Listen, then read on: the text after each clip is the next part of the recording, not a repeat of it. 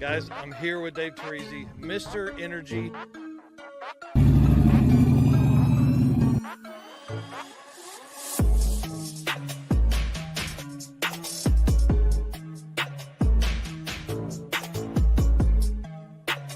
Oh, yeah, I'm psyched to be here. Thanks for having me. And I'm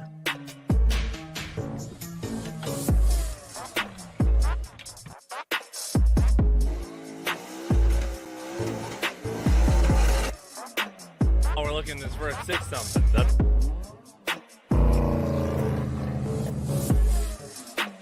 excited you're here. It's going to be a ton of fun. Great weather. What's going on, guys? Thank you so much for having me. I'm really excited about this right here.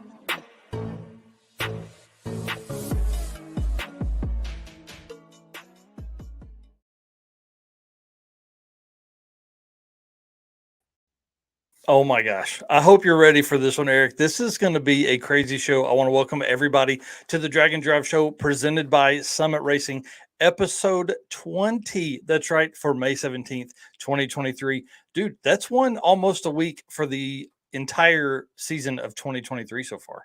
Yeah, really. It's we started did we start in beginning of January? We would have had to be on episode 20. I don't know. It's been a long time running. I'm excited to go a long time more too. We got a ton of stuff going on. Well, guys, if you're new here, my name is Mike Narks. I am the host of the Dragon Drive Show and news, and a big part of the Dragon Drive Addiction group. And then, Eric, why don't you introduce yourself? I am Eric White. I am the co-host for Dragon Drive News and Dragon Drive Show. I produce the podcast that we upload every week, and I run 815 LSX Swaps and Motorsports Paparazzi. Dude, your resume is getting very big. If people don't know, they can follow us anywhere, all over social media, Instagram, Facebook, TikTok, and YouTube, all under drag-in-drive. You can find us there in some form or fashion. Y'all, we have a killer show tonight. We have podcast updates. We have found on Summit Racing. Got a couple really cool items there. We've got Dragon Drive World Champion updates. We have the Dragon Drive Addiction Facebook group. We did an All Motor Monday post. It has more comments than the Turbo Tuesday one from last week. So the All Motor NA guys, I always say they're a wild bunch, and they showed out this week.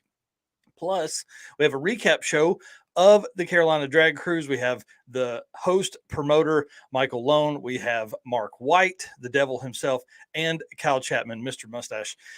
Backstage right now, these guys are going to tell stories from the week and the event and kind of get us all around there. But guys, first, I'm going to take a tender moment here, and I'm going to say I want to thank everybody for all of the support and appreciation they have been giving us. Y'all, this Dragon Drive World Champion plus what all we have been doing has really sparked a lot of people to attend more events and do more Dragon Drive. And as Kyle told us backstage, he's been bitten by the bug as well. And that's the whole purpose of all of this, is to bring Dragon Drive mainstream. We want to be your source for news and entertainment within the Dragon Drive community. Also, want to take a second, thank the sponsors, our race car friends that make this happen: Summit Racing, Molly Motorsports North America, Howard's Cams, Sweet Patina, and Racing Junk. Without our fans and our supporters, we couldn't do this. So we really appreciate everybody and all the support you've given us. And I'm telling you right now, get ready. We haven't even started yet. It's about to get really, really busy. That is correct. Also, don't forget, we have the podcast going. We've been uploading daily, but that is going to come to an end because we are just about caught up with all of our episodes. So tomorrow, finally, he's only been doing this for 3 weeks. Right. Every day there's been a new post to the Dragon Drive Addiction podcast. Yep. Tomorrow we'll drop episode 18 with Aaron Schaefer and Alexandria Garcia. Then we will get last week's episode uploaded hopefully this weekend. And then we're going to upload once a week unless we decide to do the Dragon Drive news, which we are talking about. Then you would get 2 episodes per week. Yeah. Well, I think I just ruined what I was trying to do there. Dude, does that surprise you? I wanted to jump into the found on Summit Racing, y'all. I was digging around, of course, like I always do in there real quick. Let me jump in here and actually move this over And this came up because obviously we're headed out next couple of weeks to some events. I'm actually headed out next weekend to King of the Open Road, and then Eric is going to Route 66, which we're going to talk about in just a minute, to the NHRA event. Y'all, look at this. It's a folding cooler seat. So I don't know how heavy that would be, full of 6-pack of beers or waters, which I highly recommend if it's going to be hot. And then also your seat as you cruise around the pits and talk to folks. This is a great purchase for $20. I mean, dude, I feel like that's a deal. Yeah, it's under clearance, but it's also a space saver if you think about that. You don't need a chair and a cooler. This thing's going to fold up and store nicely in your car or your trailer. Yeah, your drag and drive trailer or your trunk if you yard sell stuff. So I really feel like this is a good purchase. And then, of course, 2,000 results found for trailer hitch, because the reason this is on my mind is as everyone begins the yard sell product, so they're not going to spend $1,000 on a trailer, drag and drive trailer out of the gate. They're either going to buy a basket or they're going to fill their car and think it'll be fine. I'll just race on my street tires or on my race tire, drive on my race tires. So, you end up here. A lot of do it yourselfers are in the drag and drive community. So, but you can also buy the hitch and everything like that that fits right to your car if you wanted to do that as well. So this is my second thing for this week, is the, basically DIY trailer hitch pieces. There's all kinds of parts and pieces. Just look up summitracing.com, type in your car, and it'll tell you what it is. You can see here, I've actually been searching for the little Saturn, the drag and drive pursuit rig. I'm going to put a trailer hitch on it so I can haul a basket because I'm out of space inside. And then, of course, some of our other race car friends, Sweet Patina, guys, they have a full lineup, 14 products on Summit Racing available right here. Throw these in your package, in your order. You got all kinds of stuff. You got So Fresh and Clean all-purpose cleaner. These TKO hand cleaning wipes are literally my favorite. They're not here in the podcast room with me because we were using them on the circuit, so they're still in that pile of stuff to keep our hands clean. It's perfect waterless wipe. I like it. And they make a single-use package as well. And then the last one, of course, the Drag and Drive Addiction merch, available at Summit Racing. So if you are in making your order, that last minute order before we really kick off the season, guys, throw in a t-shirt or a hoodie, help us out, help them out. I want to say thank you to Summit for being a huge part of the channel and brand. And this only helps that much more because, guys, it just means that many more people are going to be wearing Drag and Drive Addiction brand around more events. So that's my found on Summit Racing this week. And we got a sneak peek of the new hats coming soon. Oh, man. We don't want to show them that yet, but we'll say that Tommy Dupree did show off some stuff in a post on the Facebook group, the Drag and Drive Addiction Facebook group, the other day with one of those. I don't even have that thing. You don't have that thing, so we're hopefully going to get one here in the next few days. So let's go ahead and play the advertisement for Summit. And I don't have it ready. Uh-oh. That's the way it works sometimes. All right, here we go. What would you do with a $255 Summit Racing gift card? Why just think about a Summit Racing gift card when you can spend it? We're giving you the opportunity to win a $255 gift card with our limited time YouTube anniversary giveaway.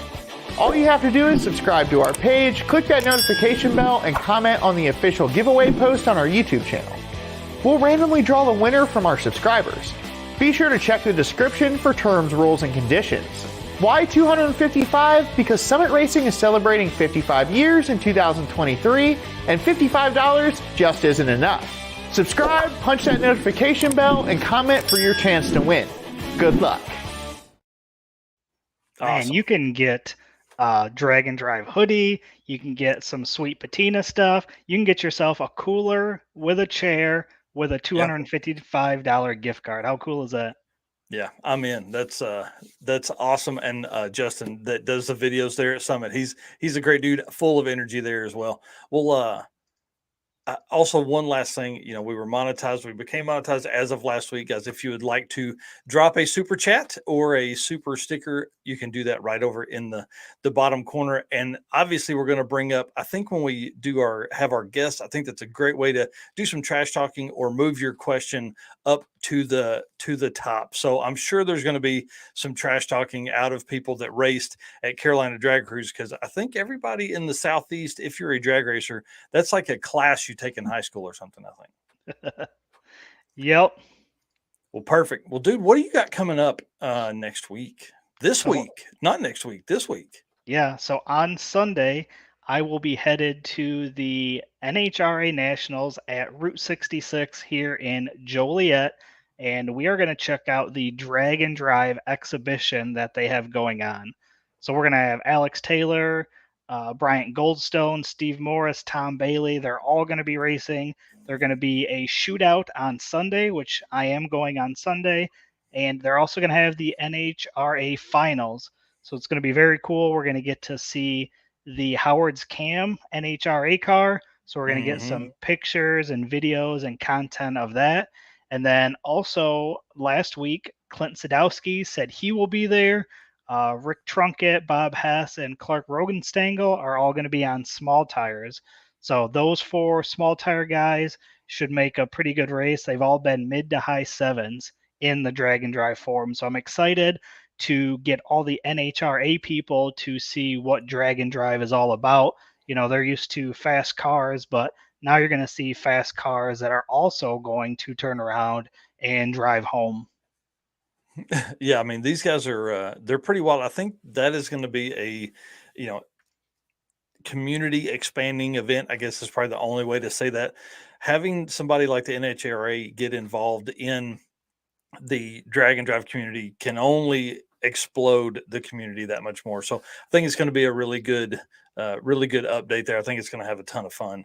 So, all right, well, cool. Well, I'm excited to see all the content that you're going to throw out from there, because I know there's going to be a bunch, you know, with the Howard's Cams team being there and the Top Fuel car, and of course, all of our race car friends, drag and drive friends, are going to be there as well. So it's going to be cool.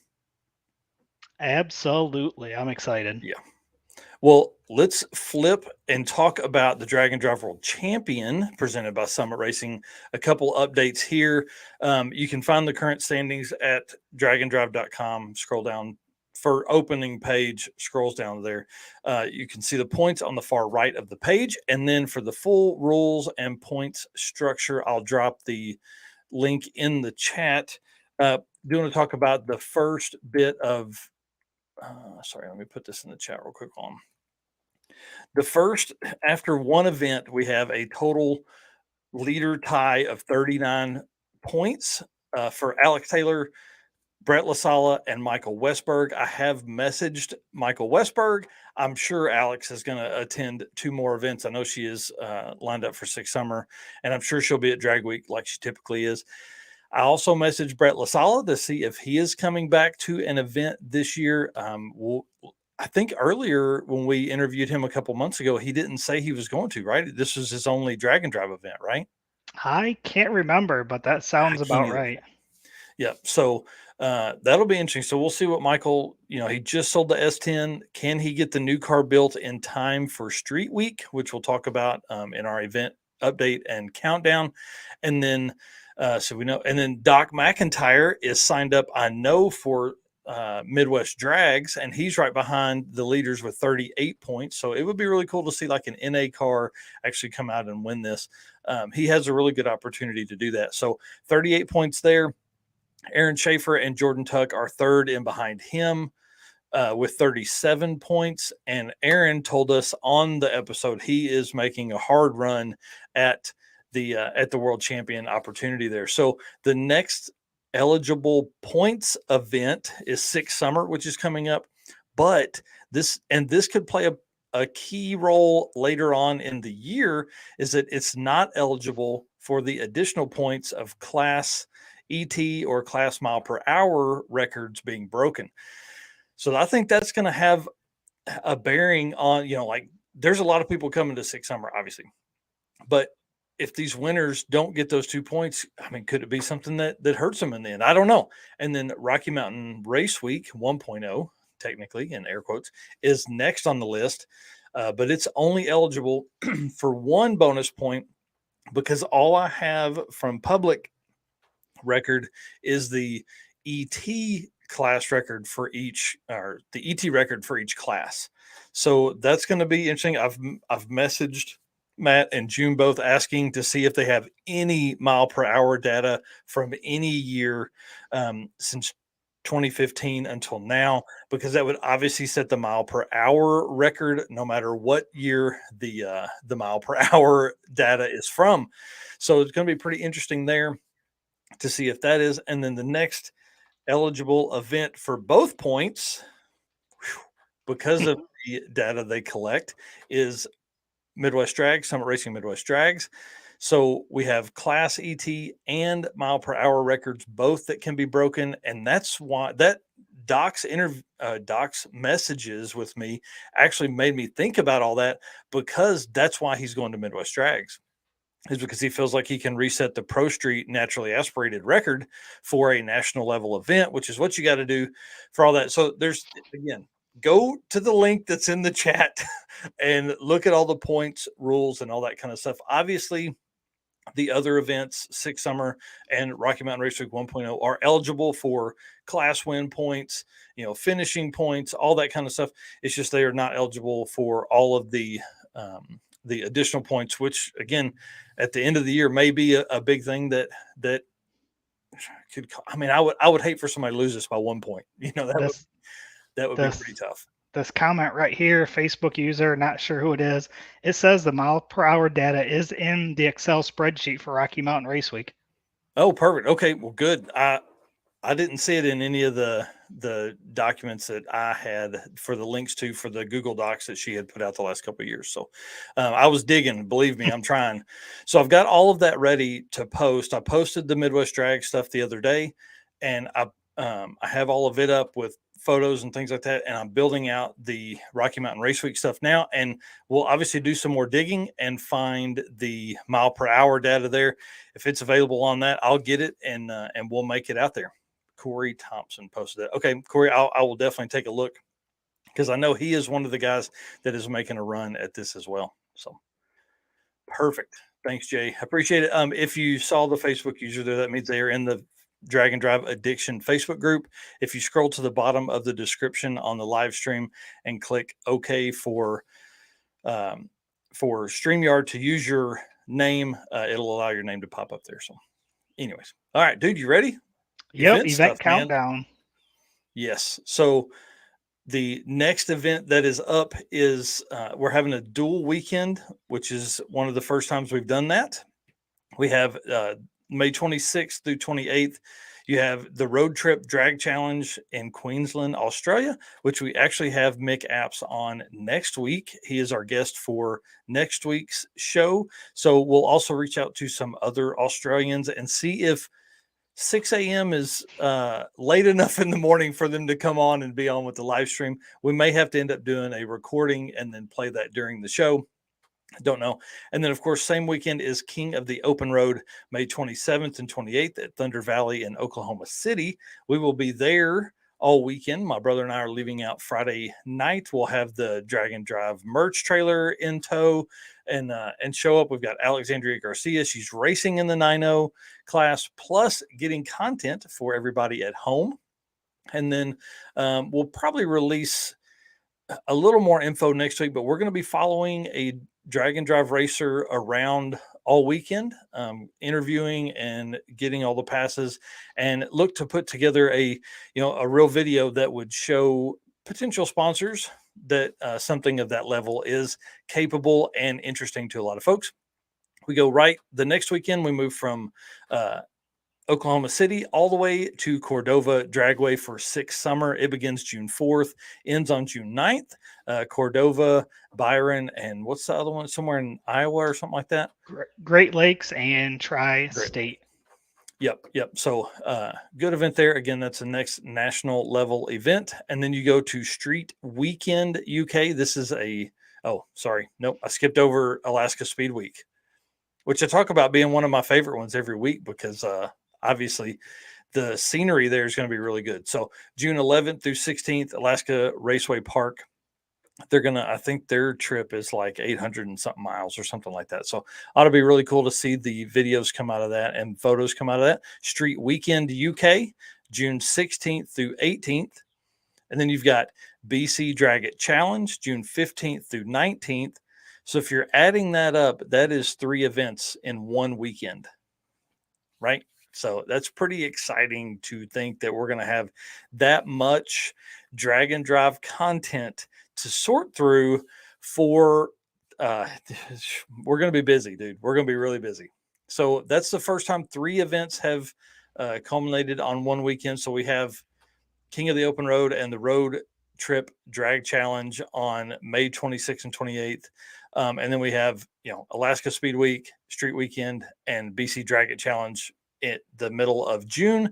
And then Rocky Mountain Race Week, June 24th through 30th, starts in Kearney, Nebraska, and runs, they go from there to Denver, to Pueblo, somewhere else, and then back to Kearney. So ought to be exciting. That's obviously a big one there. That's an event that has ran for a long time. So this will be the 9th running of Rocky Mountain Race Week 1.0. And then we have Street Week Sweden, which we talked about earlier, seeing if Michael Westberg is going to race at that event. So hopefully we'll get that information back. I'm watching my phone, hoping that he's going to message me back and we can update with that. And then we go right into the Summit Racing Midwest Drags, June 10th through 14th, Virginia Motorsports Park. Guys, I will be at this event.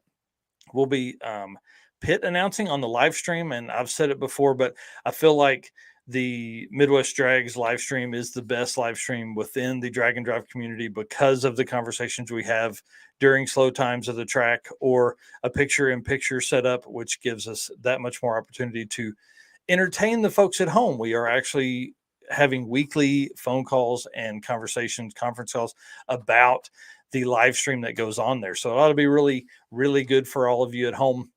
And then we have Heads Up Hustle, which is as Midwest Drags ends, Heads Up Hustle kicks off and is June 14th through 16th in Milan, Michigan.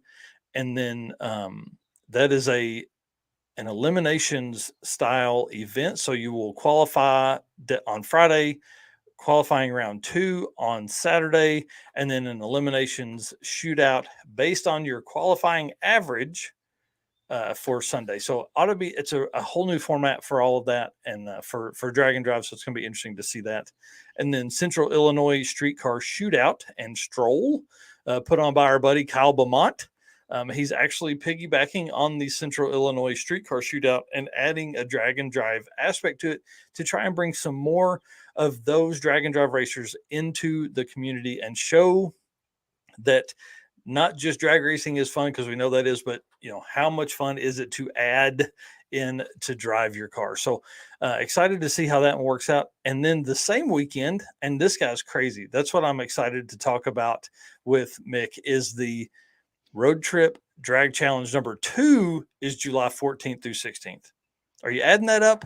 That's 1, 2, 3, 4, 5 events the same weekend across the world. I mean, we're having, that's Sweden, the US, Illinois, Michigan, Virginia, and then you have Australia. So it doesn't get any more worldwide than that weekend in the middle of July, dude. The middle of July, like it's race season, buddy. You better keep your cell phone attached to your hip so you can keep up on all the updates. That's going to be a wild weekend. It ought to be pretty intense. We intend to have a lot of coverage. Obviously, we're going to be sharing a ton of stuff from other racers' perspective, but then also we're going to be, digging down and getting these stories, seeing people if they have broken, if they are roadside repairing stuff, or if they're leading a class, and we want to know how they did that. We're going to be talking to a lot of people the middle of July, that's for sure. So that is a record weekend, obviously, for drag and drive. 2023 is a record year for drag and drive. But last event is Miles of Mayhem, July 23rd through 28th, Edmonton, Alberta, Canada. Again, we are literally running the gamut here worldwide: Australia, Sweden, Canada, Alaska, all across America. We talked about that, guys. That's 13 events from now until the end of July, which, if you're adding that up, that's about 10 weeks. So there's 13 events in 10 weeks and 56 days of drag and drive event in the next 72 days. Yes. I know I said it last week, but y'all, that is intense to think that we are literally changing the world, how people view Drag and Drive. I'm telling you, after July, it is going to be a completely different scene than what you are going to experience between now and then. If you are not signed up for a Drag and Drive event and you would like to, do it now. Because if you think getting in was hard before, wait until there's an additional thousands, 10,000s of people that want to get into these events as we go into the later part of the year, because dude, this runs through the end of July. Like Right. there weren't even 13 events last year total Right. across the world. So pretty exciting stuff there. Well, if you want to see the full list of events, go to dragandrive.com/news and slide down and look for the 2023 event Drag and Drive event list. And not only that, if you want to see all the event coverage, make sure you are subscribed, following Facebook, Instagram, YouTube, Oh, yeah. TikTok, all of our accounts, because Yeah. as you see, there's a lot of events coming up, and we are going to be putting out as much of that content as we can. We are going to be your source for Drag and Drive news and entertainment. So Yep. we're going to cover as much as we can, and our goal is to cover it all. Yeah, exactly. Well, dude, tell them one other way they can support the channel. That was not the next picture. Not supposed to be, anyways. Oh, I don't see the picture.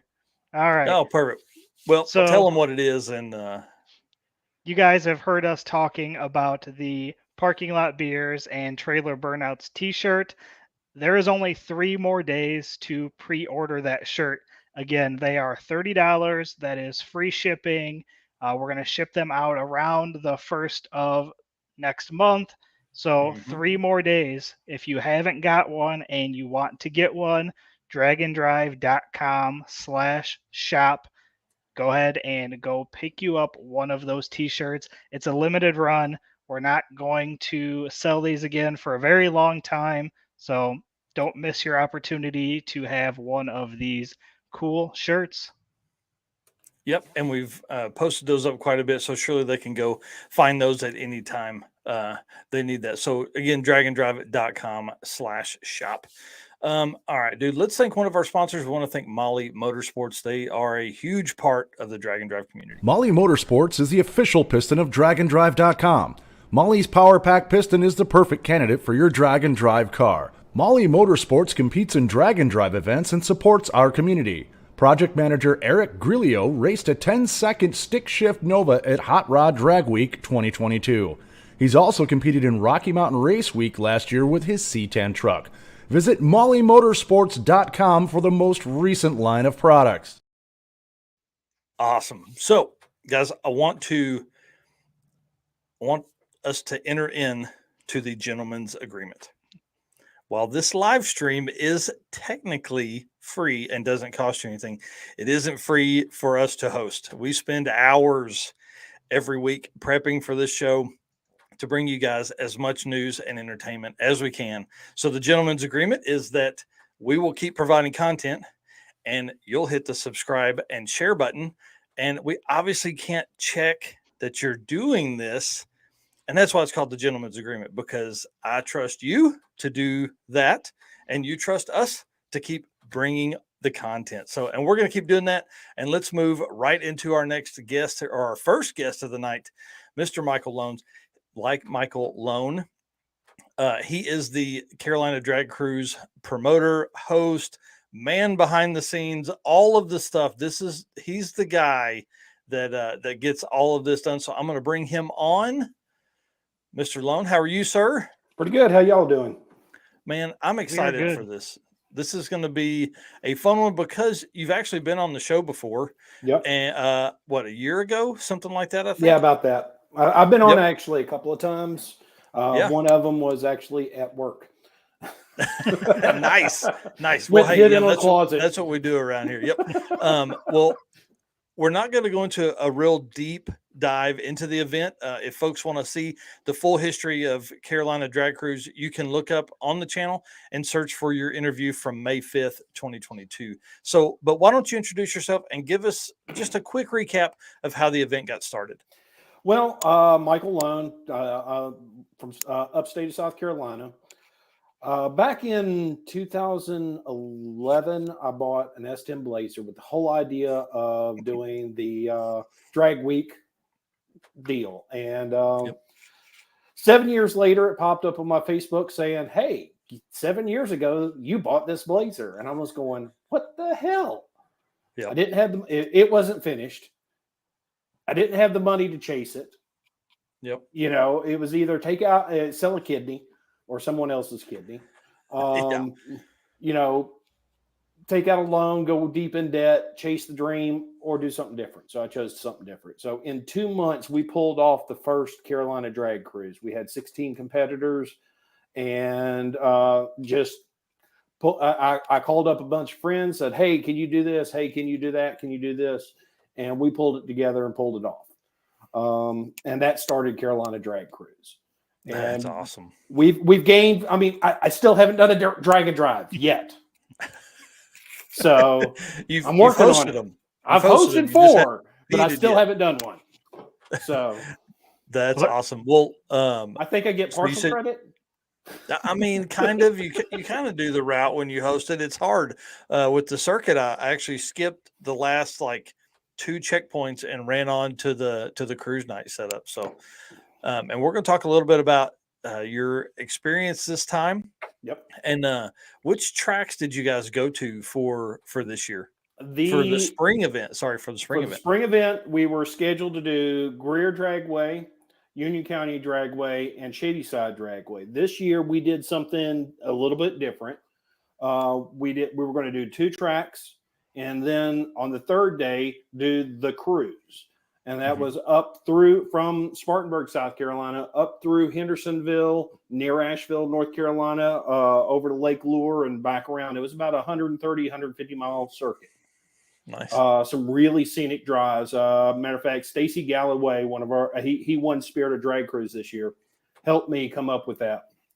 Nice. And we drove it about a month and a half prior, and it was an amazing cruise. So that worked really well. Well, Mother Nature had other ideas. So You wait a minute. You mean spring in the Carolinas? hey, you know what? This is the first one that we've gotten rain on. So I can't really complain. After 4 Dude, I wouldn't events, either. first one. So we got Thursday night off fine. Friday, it was looking iffy. I called Tony at the track and said, hey, what's it looking like? He says, I see rain coming, but it's not here. You flip a coin. I said, all right, we're going to try it. About 30 minutes later, I called him back, said, how's it looking? He says, the rain just hit. No. So I had to call everybody, get on Facebook, say, hey, guys, turn them around. We're rain out. Mhm. So went into Saturday. Saturday, it was a little bit overcast. I think they got a little bit of a drizzle at one spot. But otherwise, it was beautiful. It was absolutely great. beautiful. All the guys said they loved the cruise. And I'm sure some of those stories are going to come out a little bit later about what took place on the cruise. Yeah. Sunday, we came into Shadyside. The night before, they had just done a big radial race. So we come into there, and we pretty much had the track to ourselves. Oh, nice. So for those that don't know, we do run, to keep costs down, we run on the back of Teston Tunes. Yep. Okay. So it's lower cost to get in because we're not paying for track rentals. Which makes it cheaper for you guys, which makes it more accessible. So we got in there to the Teston Tune at Shadyside, and like I said, there was one motorcycle there and maybe 2 other cars, and Carolina Drag Cruise. So we had the track to ourselves. Everybody had plenty of opportunity to get passes in.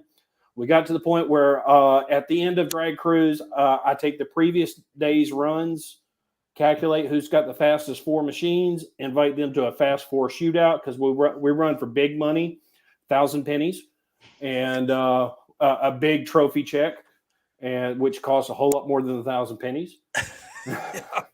So, anywho, we were getting them in the burnout box. They were just finishing dragging the track, and on the last pass coming back down the track, the guy on the tractor says, "We got rain on the big end."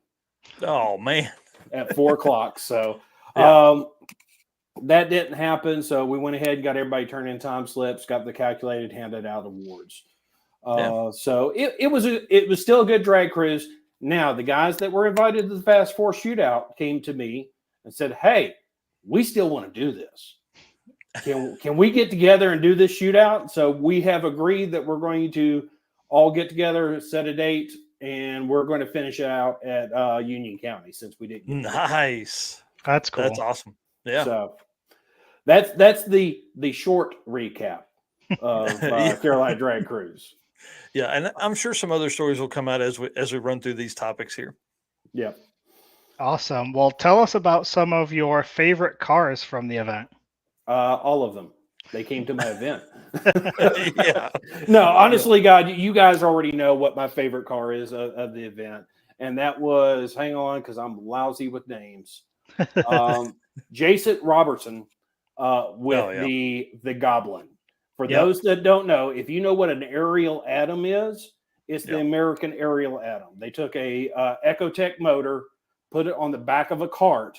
Yeah, from like a Cobalt. Like from a Cobalt. Yeah. So Cobalts, HHRs, there's several of different. This one was a naturally aspirated 2.2 liter. Yep. Stock. Now, Jason did tell me he's got crank rods and pistons to make it a boosted motor. Nice. It hasn't had time yet. But Yeah. I mean, that thing weighed in at like 1,600 pounds. Oh yeah. You It doesn't take a lot of horsepower No. to make a cart go fast. And you know, I love carts. I mean, I'm literally looking out the door at the Narcs cart right now. Yeah. And they're just a blast. They're Oh, absolutely absolutely. a blast. And his looked really cool with all the stuff on top, all of the all the totes and Yep. luggage and all that stuff that he had on top. And this was his first time ever drag racing it. Usually he autocrosses it. Oh, nice. Yeah. So, but I mean, it went out there and he averaged an 8.87 at 75 miles an hour with 150 horsepower. I mean, that's, you got to think that's pretty fast. A Cobalt would never go that fast. No, absolutely not. Well, who are some of your favorite racers and why? Oh God. Well, I know And you we're going to talk about. we're going to talk about Spirited Drag Cruise in a minute. Yep. So Yeah. Favorite racers was, and yes, I am going to my spreadsheet again. I am lousy with names. Where is she? It was the 79 Pontiac Firebird, Jennifer Rudisall. Yeah. She was amped up to be at that event. I mean, and she was out there and she was all about her representing for the ladies and running a true Pontiac and a Pontiac. And that's awesome. Now, mind you, it came out of like a 93 Firebird, so it's just a GM, but it was a Pontiac. Yep.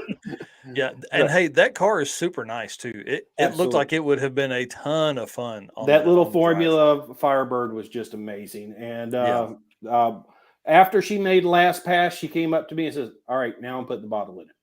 Yeah. She's like, "Here's this time slip. I'm doing something different." Yep. Well, what about route stops? Because you guys actually, I love let's talk about pre-party and tech. And then we'll talk about your favorite route stop after that. So walk everybody kind of through how your setup works.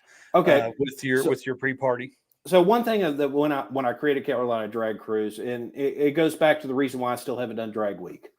Who can take off a week and a half, haul across the country, and spend all the money on hotels and everything? I mean, it's just real expensive. You're going to drop $2,000 to $5,000 to do Drag Week, easy. He means 200 to 500 if any wives are listening. Yes, 200 to 500. That's exactly what I said.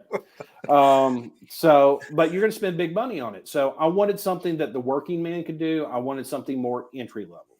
So we kick everything off on Wednesday night at Applebee's or Gapplebee's, depending on whether you're driving your hot rod or not. And basically it's for all the drivers to get together, see the cool cars, talk, BS, all that kind of stuff. And from my side standpoint is, hey, let's get all the stickers handed out, the tech cards signed off, all that kind of stuff. Get the paperwork out of the way so Thursday we can go race. Yeah. And then our first night of racing is Thursday night at Greer Dragway, and it starts. The track usually goes hot about 6:30, so I actually worked a full day of work. And Dude, then you're crazy. And then took off. It's so hard to do that. Oh, it's absolutely. so hard to do that. Absolutely. But if you got the passion, you're going to do it. Yeah. So you could work a day, tow the car to the track to work. Go do your work, maybe get off an hour early, go hit the track, go make your passes, turn in your time slip, and then go to work the next morning if you're local. We do have a lot of guys. I mean, like the Goblin came up from Florida. We had guys from Virginia. So, and I really love our out-of-town guys that come out and support this. But, it's more for the guys that are here getting started in this. I don't know if I want to spend the big money yet. Let me go get my taste of what a drag and drive is. Well, I mean, here's what we always say: regional events are the gateway drug into drag and drive. Yes, and that's exactly right. So as far as Saturday, like I said, we did the cruise. This is the first time we've done it. We were wanting to kind of differentiate from what the local drag and drives are. So it's 2 days of racing, then go cruise, and we kicked them off at 10 o'clock in the morning. We sent them on a really cool route. Hendersonville is a really scenic town. If you've never been through it, downtown Main Street has all these bear statues, and bears are everywhere. It's one of those things. Can you find all the bears? No. One of the stops was Granddad's Apples, and they've got a John Deere tractor sitting on top of probably a 40-foot silo. Wow. It's just, hey, how'd that get there? I don't know. It's kind of cool. Yeah. So, and then we came back around through, yes, there is a place in North Carolina called Bat Cave. No, I have not seen Batman. Okay. But you come through Bat Cave and then hit Lake Lure. And Lake Lure is it's a lake up there in the mountains. And you look at the beach of the lake and you can see across the way the mountains in the background. It's just really scenic, really cool. That's cool. And then we wound up back in downtown Spartanburg at Cyclops Cidery and Brewery, which many tasty beverages were enjoyed. Awesome. And then Sunday you went into racing. And what time did you get to the track Sunday? I got to the track a little before noon. And then track because there's a church up on the hill, they wait till 1 o'clock before they make the track hot. And then we had from 1 o'clock to 4 o'clock with about 25 of us there, just making as many hits as we wanted. Yeah, that's great. So that's great. Well, you didn't tell us which one was your favorite route stop, though. Well, the Cyclops Cidery and Brewery, where the tasty beverages were invited. That's right. That's right. Plus, and hey, we hosted a cruise night with the circuit, kind of the same thought. Get everybody together, let them kind of hang out for just a minute. Let them do their thing, enjoy their time. I don't know what happened to my computer there. There we go. I'm back. Let everybody kind of hang out, talk to other racers, because really a lot of times you don't have the opportunity to do that in a national event because you're literally running around all the time. We had Jesse from 3G Video who came out, and he did an amazing job. He really did. Anybody, please go look at his YouTube. Go friend him on Facebook. He does amazing work. Yep. And I'll Jesse, I'll put his stuff in the chat. Yeah. He commented and said, man, I really like the pace of this because I've never had time on a drag and drive. It's always go, go, go. And we're like hanging out in the parking lot and just drinking beers and having fun, and then we're not rushed every day. Yep. So it's a different change of pace to the standard drag and drive, but it gives everybody a chance to, learn what a drag and drive is, learn the small issues before they come, catastrophic issues, which most, that's right. Case in point, the gentleman, Ronald Lathan, he had the 63 turbo stick Falcon. Okay. He broke second pass. Oh, no. Ouch. He took full advantage of the rain out on Friday, had it back together to do the cruise on Saturday, and finished. That's cool. So, I mean, you go in there, second pass, first day, everything breaks. Nope, he doesn't give up. He doesn't pack up and go home. He goes and he drives. I forgot how many hours he said he drove to go get a transmission, brought it back, and put it back together, and got it back and running. That's cool. Well, that really brings up our next question here, or comment here. Let's tell everybody about the Spirit of Drag cruise, the winner, and why they were chosen. Why they were chosen, you have to speak to the drivers on that. That is an award that is only voted on by the drivers. The only time I get involved is if there's a tie. Okay. There was actually 14 people of our 26 competitors nominated for Spirit of Drag Cruise. Wow. Okay. Very cool. It was just a really good bunch of guys and gals. That being said, Stacy Galloway was our winner of Spirit of Drag Cruise. And, Stacy helps everybody. I told you there was going to be some funny stories about the cruise.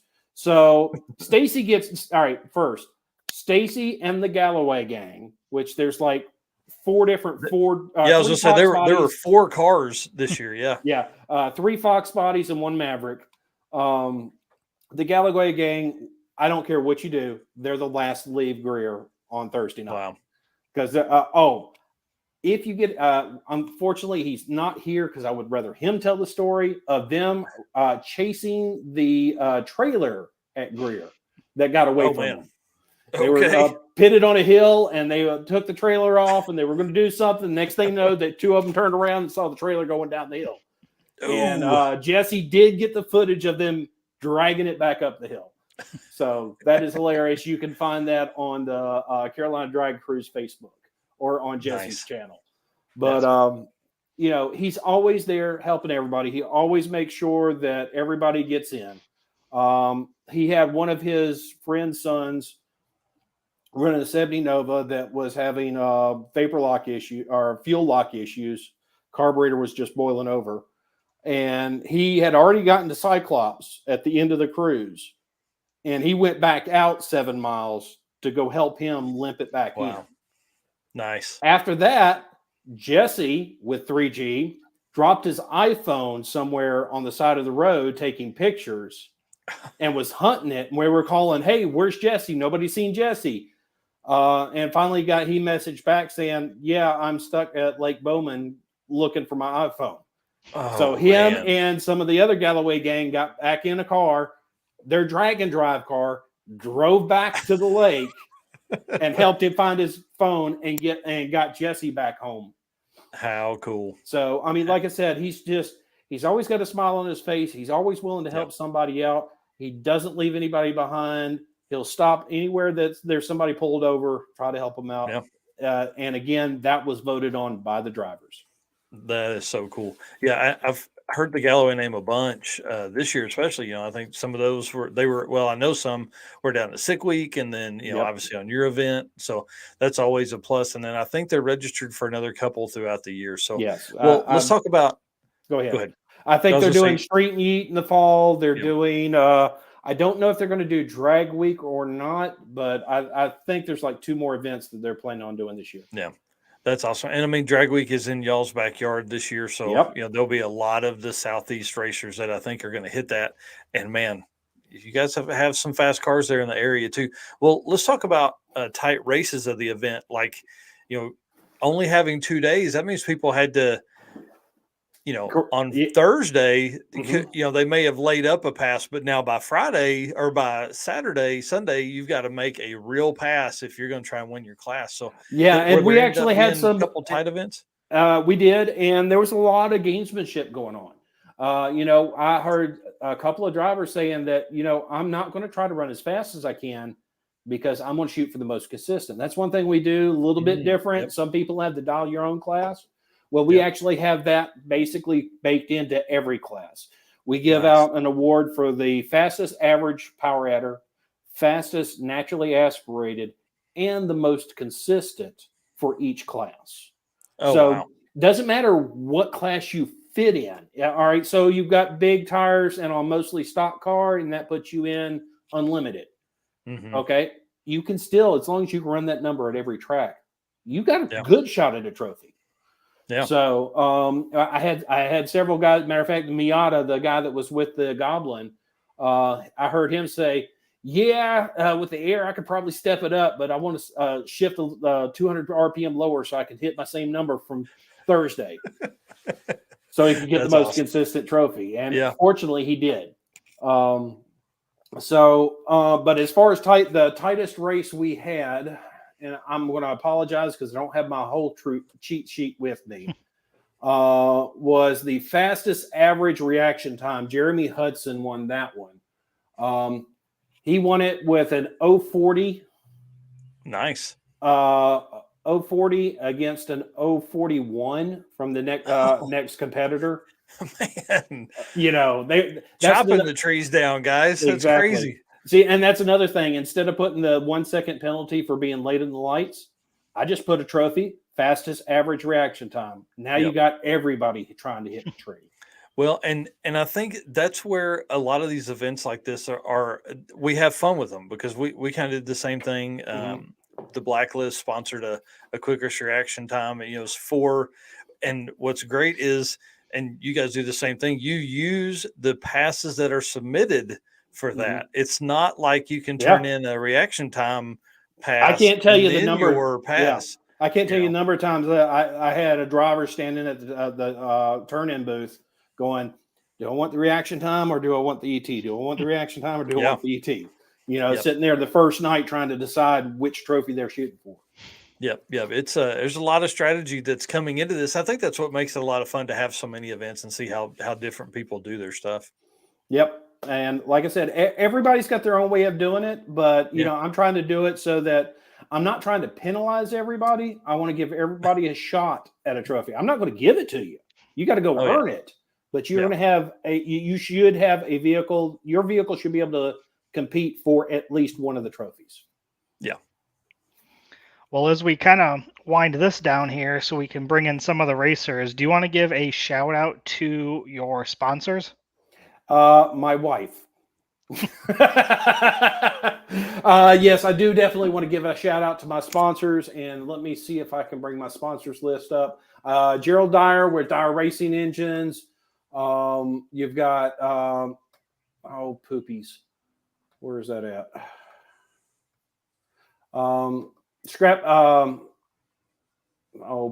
Now see, this is what happens when you put me on the spot. All right, so you got Dyer Racing Engines, you've got Grease Monkey Garage, you've got Scrap Iron Metal Works, you've got A&H Atlantic Coast. Crane and Hoist. Thank you, Crane and Hoist. And bunch of good guys. And there. Jason Upchurch, who is the guy that contacted me from them. He was supposed to bring his foul can down, and unfortunately, he suffered a leg injury. And he said, if I can't hit the whoa pedal, I don't need to come. So he couldn't even come to the event that he sponsored. So more power. A big shout out to him. I'm really hoping he gets to make the next one. There's the VP Fuel sponsor that I can't think of the name. Really good people. They sell all the VP products. Something Tree. Put me on the spot. My brain's fried. This is the week after a Dragon Drive, so you get what you get. Well, the only reason it's like that is because you worked during the day and didn't try to do a Dragon Drive at night. You're an animal. Well, Let's talk about last question here. Now, you are going to be on while we have Mark and Kyle on, but what did you learn as a promoter from this year that you're going to use for maybe the fall, or if you're going to go to a spring event next year? All right, so I want to address that right now because a lot of people have been asking me. Because we have Drag Week coming through in September, and then we got Street and Yeet. I don't know if Devin's going to do it in October or November, and it's end of season. That's too many Dragon Drives. So we are going to bow out of the fall event, And we're probably going to, I talked to a lot of the drivers about structuring it so we're not stacking up drag and drives on top of everybody. So we may go to an early June event so that we'll have Street Meet in the spring, early June be Carolina Drag Cruise, and then Street Meet in the fall. Oh, there you go. So that way we're not taking for 24. We'll move out. Exactly. They'll go somewhere else. Exactly. But and then we've got, in February we've got Sick Week down in Florida. So we've got so much drag and drive in this area. I think it's better for us to space it out, and I think it's going to be better for all the events because that gives everybody a chance to a month or so to rebuild after the destruction of a drag and drive and be ready for the next one. Yeah. Well, now that you've hosted 4, are there things that you would like to tell a promoter that's out there that, hey, put this on your notepad? First and foremost, money does not make an event. I'll tell you that much right now. Yeah. There's a lot of guys that offer money. Cool beans for those that want to do it. My personal preference on this one is trophy only, the way that Freiburger did it for Drag Week. When you take money out of the winnings for the event, you take away a lot of drama. Anything you can do to get rid of drama, because we racers, some of us thrive on drama. We don't need any extra. 2, if you don't think you can do it, you're not trying hard enough. If you are interested in it, call me. I will tell you how easy it is to pull one of these things off if you're willing to work your butt off. It's not about sponsors. It's not about big money. It's not about big tracks. Just work with what you got and build it organically. And anybody can do this. If I could do this, anybody could do this if they're willing to work. Fair enough. Well, cool. Well, Eric's got a segment here he's going to do talking about Found on Racing Junk. So we're going to put you backstage, let him do that, and then we'll bring you and Mark White on. I'm being put on Racing Junk? Am I going to get at least $10? All right, dude. Do it to it, man. What'd you find this week? So this week was a little bit random, but this first one I found was interesting because what? Do you notice where it's located? Oh wow. Yeah. The weekend before the event comes through. Hey, we're right down the street. Yep. So this is actually Borowski Race Engines is selling a 6-liter turbo LS engine for essentially $30,000.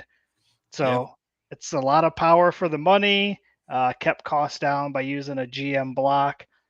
So this is what actually kicked off this week for me, Found on Racing Junk, is when I was scrolling through, I seen this. It's actually going to be in the location where I'm going to be Sunday. Now, I don't have... So what you're saying is, if they'll take 2,900, you're going to bring that home. Yes. 2,900 I could do, 29,000 probably not.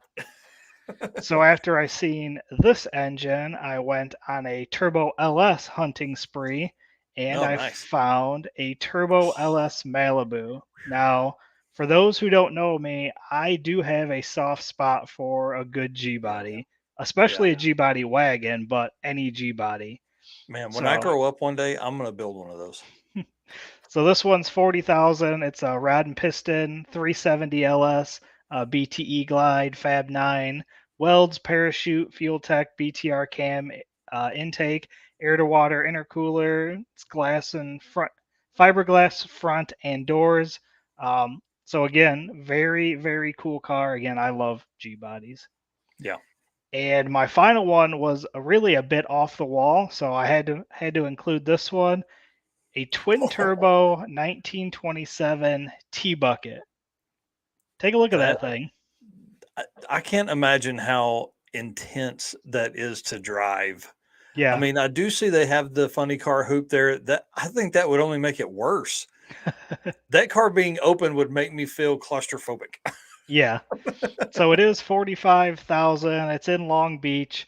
It's a 27 Model T with a chromoly NHRA certed 450 Cajun chassis.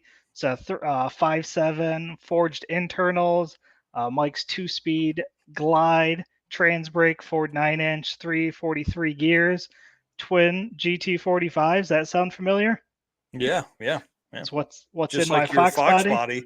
See, like that's why we need the Fox body on a Dragon Drive. Yep. Nitrous on a Holley Dominator ECU, Holley brushless fuel system, Weld beadlocks, 10.5 wide slicks, over 1,000 horsepower and 1,000 feet of torque. It's a Hoonigan car. Yeah, that car would be intense to cruise around in. I can only imagine. Yeah. Because that car probably doesn't weigh 2,300 pounds at the most, I would think. Yeah, probably. It's got to be wild. It's got this crazy looking spoiler on the back too. Well, yeah, I'd hope so. Dang, that's pretty intense. Well, again, that's the Found on Racing Junk segment. We appreciate them. If you're not signed up for their newsletter, please do so at racingjunk.com. That way you can keep up. You can see items like that Eric finds every week. Pat Cook says that looks like it was one of the Hoonigan guys' T-bucket. I mean, with that phrase, I would think it probably is. That's pretty cool. Well, perfect. Well, let's bring Mark White on. He is our next guest. He is here backstage. Now, Mark is a multi-time Carolina Drag Cruise competitor. And I think you've been on, I see the Drag Week shirt, and you've done a couple different Dragon Drives, right? So this one that just passed last week was my third one. My first one participating in actually was Carolina Drag Cruise Spring Edition last year. Nice. My first Dragon Drive ever going to and watching was Drag Week 2018 when they passed through, back when Atlanta Dragway was still open. They passed through our area cruising. Got the famous photo of Tom Bailey, no hood, driving through a hurricane in our area. Good time there. Yeah. That's awesome. Well, tell us, about the car, what it is, what all the, mod list and all that kind of stuff. Right. So, yeah, y'all have always said, my name is Mark White. I'm one of the owners of Alignment Plus Automotive Dyno and Performance. A lot of people know Chris Becker, who's the tuner and the other owner. If you ever watch Street Outlaws, he's on a couple seasons of that with his orange twin turbo 240 SX. My personal car that I run in the Dragon Drives is a red 2018 Camaro SS. Just an average build. So it's a heads cam intake car. Good buddy of mine, Brett, known Prey Performance. If you're in the South or Southeast, in the 6th gen game or anything, it runs his cam spec, his factory cast ported heads. It's got a Circle D converter. Besides that, complete stock suspension, stock brakes. We've got our custom spec in-house alignment on it. But besides that, it's really just a basic build. E85 from pump. Really just stop at Spinks, fill up, put a couple jugs in the back. Besides that, average car, good combo. It works good though. Yeah, that's awesome. How long have you had the vehicle? So I've actually owned it for 5 years. I bought it in 2018, actually right before Hot Rod Drag Week. I actually drove it down to Atlanta. I remember parking it in the grass way far away from all the actual race cars. And I was like, oh man, this would be great to do one day, but this thing's a turd and slow right now. Well, hey, listen, all stock, that's the way it works. Well, y'all want to ask everybody that's watching this to please hit that share button, get it out there. We're going to bring on Michael Lone as well, because some of these questions that we're going to have are a little bit of both of you guys will answer. And again, if you're jumping in now, Michael Lone is the promoter of Carolina Drag Cruise, and our guest is Mark White. Dude, so looking at the results, you won both Modern Muscle NA and Most Consistent. Is that right? That's correct. Yes, I'm sitting here looking at the spreadsheet, and on Thursday at Greer, he turns in a 6.6608. On Sunday, because of the rain out on Friday, he turns in a 6.6618. That is why I call Mark White the devil himself. This is the second Dragon Drive. He's turned in an average of 6.66 seconds. Secondly, going from, I understand we only had 2 runs to go off by, but the total deviation off of average was 0.0005. That's insane. That is crazy. Yeah, it was tricky. So like a lot of people, Thursday night at Greer, Got in. People that aren't familiar with Greer, it's really packed on Thursdays. A lot of street cars. So got in, got a pass made, and honestly, sometimes they can be really tricky because they have a lot of hard tire cars that run. So got that first slip. And it was kind of a joke because Michael, the year before, called my car the devil because that's what it averaged the year before. And I was like, well, he'll get a kick out of this. I'll turn this in, and then I'll kind of try to push my ET a little faster tomorrow going into Sunday. The car has been 640, 650, so we'll get it a little bit faster to try to take fastest average ET. But that didn't go as planned when Mother Nature rained us out Friday and was scrambling around Sunday. Yeah, so you were like, hey, we can win this class with another 666 pass. And mind you, if you haven't seen his car, it's devil red. There's no question about it. When I got the pass at Shady Side, I couldn't believe it. I was like, well, he's going to really enjoy this. My wife's going to hate this. But it's going to be an interesting one. I actually walked up to him and I was like, so can we win fastest and consistency? Because I was thinking of turning in a 6.5. But what'd you do to that kid? She's scared of the devil. She's scared of the devil. Okay, go get him. You might need stitches. Okay. Oh. He's he plays rough. Nice. I think he just bit the table. Oh man, yep, I've done that. Look for him in the future, though. He's gonna be hell on wheels in the future. Funny you should say hell on wheels. Oh God, I blame Michael for this. That's funny. He's just started something. My wife hates it. She has the red Corvette, but she hates it. So luckily, I did get her to agree that the next Dragon Drive, I'm gonna have to just turn in a faster average ET. There's nothing about it. Honey, I got to spend $10,000 to speed up the car. Yep, just gonna have to do it. That's exactly right. Well, that's awesome. Well, she also raced. So you want to tell that story real quick? Yeah. So we took her C7 Z06, which is just a mild bolt-on car we threw together, and it was kind of complicated. I was there running my car, but jumping out of my car, I had to jump out, get on we have these little cooler scooters we ride on. And jump in, check her tire pressure, get her ready, line her up, do her burnout. So I'm jumping back and forth between the cars. We had actually rented out Shady Side a few weeks earlier, testing her car, and kind of back to the trickiness nature of Greer. We went from running 650s at Shady Side, and that night at Greer, it was not happening. We were all over the place with her car, spinning left and right, and we ended up turning in a 690.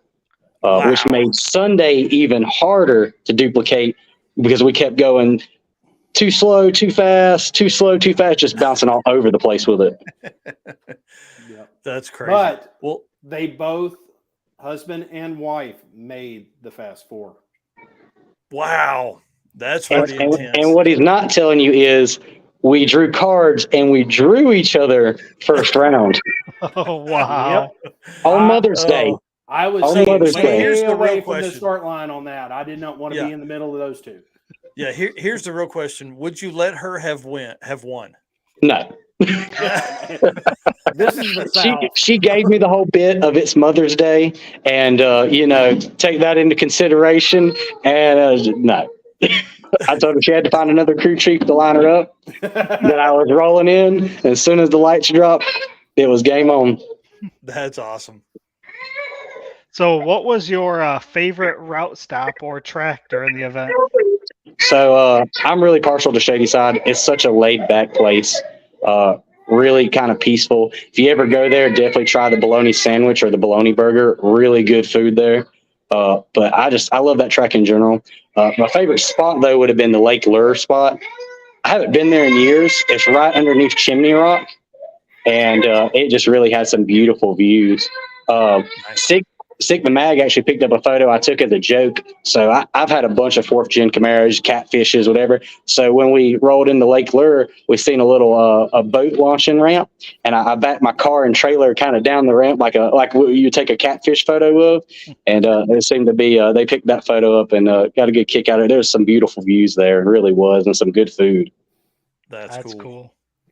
Yep. Well, anything kind of funny throughout the event happen? Any awkward situations? Did we mention Well, kind of the funny fail moment for me was my trailer. The first time pulling my trailer, I apologize to anyone that got behind me. It looked like a rave was going on. I got the lights figured out now. Do whatever it wants. I got the lights figured out now, but everyone behind me, they were flickering bright, one side working, one side other. Like, they were perfect when it was sitting still, and that's how I tested them in my driveway, just sitting still, hitting the blinkers. But once it actually got on the road and the trailer was kind of bouncing up and down, it like we was having a party. That's hilarious. So what ended up fixing? I mean, just the ball needed to. I don't want to say. It was a ground. It was just a simple ground that it came loose. Dude, that's what happens every time. Every time somebody's like, "Oh, my car's doing this," I'm like, "Dude, check the grounds. Check the grounds now first, please." Well, I was gonna say, what about like fastest pass of the event? I guess probably the 6:66:08. I guess, huh? That was the fastest one turned in. It went a 6:50 at Shadyside, but going that late into the day, I decided just to turn in the other 6:66 as soon as I got it. It was kind of, I made 3 passes that day at Shadyside, and the 666 was actually the first one. So it was kind of crazy. The first one matched the Thursday pass, but I was still trying to dig a little deeper in the ET, but by the end of the day, just decided to turn that one in. That's awesome. Bronson here says Lestrada was on point. His trailer was making me think the heat was getting to me. So what got you into doing drag and drive events and your first one?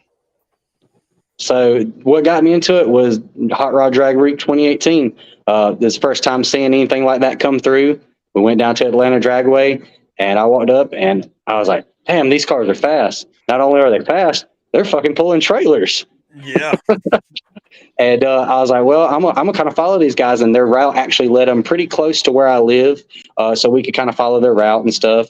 Then seeing the photos, the videos that streamed through of, like I said before, Tom Bailey dragging that trailer, no hood, middle of a hurricane. We got people that can't drive with just normal tires and a Altima. These guys are blasting their race cars down the back roads of South Carolina, and it was like, man, I really want to do this one day. And kind of a couple years passed, and then Michael had an event local. I'd actually just put the car together with the cam and everything a few days before his event. The Thursday night that his event started was the first time we ever made a pass in the car with the with the current cam and everything. And so if I remember right, you were you didn't get there till like 7:30, 8 o'clock. Oh, it was late. I pulled up with my business partner, tuner, Chris Becker, and we were literally writing the tune in the staging lanes. We actually got told that Greer has a rule about no laptops, but we're there to try to get logs on a fresh build and make passes. So we're just kind of guessing a little bit, and it worked out good though. That's cool. And kind of just got hooked ever since on it. I'll actually have a ticket for Hot Rod Drag Week this year now that it's coming back through the Carolinas. So I'll be there. That's what I was using this event to kind of test pulling the trailer, the mountain cruise, watching trans temps and everything, kind of seeing, is this going to leave me on the side of the road? Are we good? How much weight can I pull? Yeah. So any other upgrades since you're pulling the trailer? Did you upgrade trans cooler or anything? Nope. It's all factory trans cooler, which on the 6-gen platform, it actually has a really good cooler from the factory. So the cooler's mounted at the front bumper. The lines run all the way to the rear diff and then all the way back to the transmission. So the really good coolers from the factory, honestly. Yeah, that's awesome. Well, so you got Drag Week. I mean, what class are you going to race that? And then small block NA. Oh, nice. I definitely want a 9-second quarter mile average for the Drag Week class. I got some changes, and we'll see what parts get here in time, but I'm going to come swinging to try to at least place. So we'll see if the car can take it and how fast we can go with it, but I'd love to at least average a high 9. Man, so you say street race small block NA? Yep, that's correct. Wow, that's cool, man. Well, I'm going to be at Drag Week, so I'm looking forward to seeing that part of the country, and then also, hanging out with you guys. So that'd be fun. Yeah, awesome. And if it survives that, we're going to try to sneak a street meet in. I did that one at the end of last year. So if the car survives drag week, we'll probably be sneaking into there as well. That's Nice. awesome. Well, dude, thanks so much for coming on tonight. We really appreciate. Oh telling man, your honored stories to have y'all and talk with y'all. It's great to chit chat. Yeah, for Well, sure. hey, one more time, tell everybody where they can follow you guys and the build of the car. So if you want to follow it, you can just go on my business page at Alignment Plus Automotive Dyno and Performance, or you just add me on Facebook. Got the build of on either one. Nice, awesome. Well, Mark, thanks again, dude. We appreciate it, man. Go take care of that kid. Yeah. He's a daddy's Hopefully he's boy. not too bad. If I leave him with his mother, as soon as I get home, she hates to admit. As soon as I get home, he doesn't care about her no more. She's not as cool as you are. I get it. That's the way it works. He loves it. He loves cars and he loves red, and I'm sure you might see him at Drag Week. So Awesome. Oh, perfect. All right. Well, I look forward to it, man. Thanks again. Appreciate it. y'all have a good one. You too. All right, you too. See you. Cool. And Well, yeah, both him and his wife are just really cool people. They really are. Yeah. That's awesome. They seem like really good folks from all the posts and things like that I've, obviously doing this, we watch so much content, across the whole Facebook world and Instagram. So I don't think I follow him on Instagram, but I'm going to definitely have to jump over there and do that as well. Get in here, get my nose pulled back up. Who do we got next? Eric, what do we got next? We have Kyle Chapman coming on next. Perfect. All right, I'll add him now. And he's actually been here since the beginning. Yeah. Mr. Kyle, appreciate that. Rocking mustache. Why don't you introduce yourself and tell everybody what you do, because that's important too. Yeah, absolutely. My name is Kyle Chapman, and actually active duty military in the Air Force. So I've been for the past 13 years, and really just decided to get into the drag racing scene. Always been a car guy forever, but decided to get in the drag racing scene about a year and a half ago, and started getting involved following the drag and drive events through Motor Trends, plethora of channels that they have, and I always follow those guys around. So that's what kind of got me exposed to it, and then eventually found myself staring at the Carolina Drag and Drive on a list of drag and drive events that Mike and Eric, that I believe Freiberger reposted on Instagram, is how I found out about Carolina Drag Cruise. So Wow. that's how I got to this point. That makes all of it worth it. Yeah, Yes. the fact that Freiberger reposted my event, that I win this year. I win. Yeah. That's exactly right. Yeah. Well- so this was my first drag and drive, and it was a blast. And it's a bug that has bitten me, and I'm going to look for some more opportunities as work allows, obviously. That's Yeah. awesome. Well, tell everybody about I don't know if it's good for you to be off work for drag and drives, or if we need you to keep working for. Well, there's a couple thousand more just like me in the Air Force, so they'll be fine. Okay, good. We're fine then. Well, tell everybody a little bit about your vehicle, year, make, model, kind of mods, and then I'm going to pull up those pictures that you sent me so we can show them as well. Yeah, you bet. It's a 2002 Camaro. I've had it for about 4 or 5 years now. And it was mildly built when I got it, but it was kind of cobbled together.